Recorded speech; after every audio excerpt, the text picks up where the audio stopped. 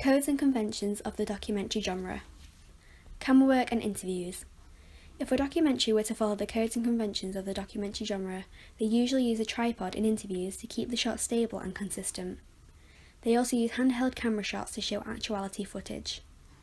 To keep the documentary exciting and interesting to watch, they use a variety of creative camera work. For example, in a documentary called Breadline Kids, the camera is placed on the dashboard of a car to get interesting shots. Zoom, pan and tilt are always used on archive material, like still images, to put more emphasis on them. In interviews, the interviewee is usually framed to the left and or right of centre, and the framing is usually close-ups, medium close-ups, big close-ups and medium long shot. Interviews also follow the rule of thirds, so the interviewee's eye line is a third of the way down, and the interviewees are usually sat on a stationary chair. The light in an interview is usually focused on the interviewee to make the interviewee the main subject. The archive material in a documentary is normally a variety of things to set the scene or illustrate what it is that the documentary is speaking about. Still images are usually the most common archive material to use, but clips from programs, films and adverts are used too.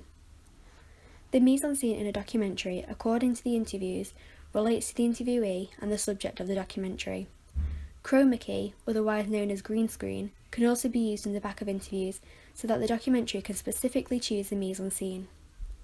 The sound in a documentary has music to create atmosphere, and music is also used as a bed underneath interview dialogue, which makes the music non-diegetic.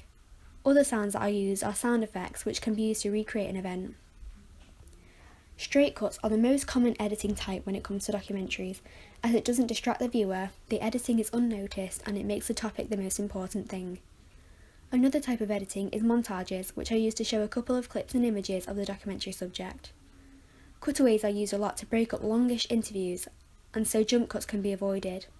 And in interviews, the questions are usually edited out, so all we, as an audience, can hear are the interviewee's answers. The graphics in a documentary interview are usually 2 lines of text ranged left and right of the screen. The first line is usually the name of the interviewee and the largest text, and the second line is a subline, which is the smallest text, and it anchors the interviewee's relevance to the topic. Sometimes the first line is all capitals with a sans serif font. The texts are usually a simple colour, and texts are usually there to give factual information or to anchor place and time.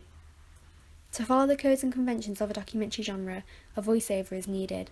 The voiceover on a documentary is the glue that holds the different elements together and constructs the narrative. It introduces the start of the documentary and links items together. The voiceover is usually spoken in standard English because it is easily understood by everyone and could either be male or female.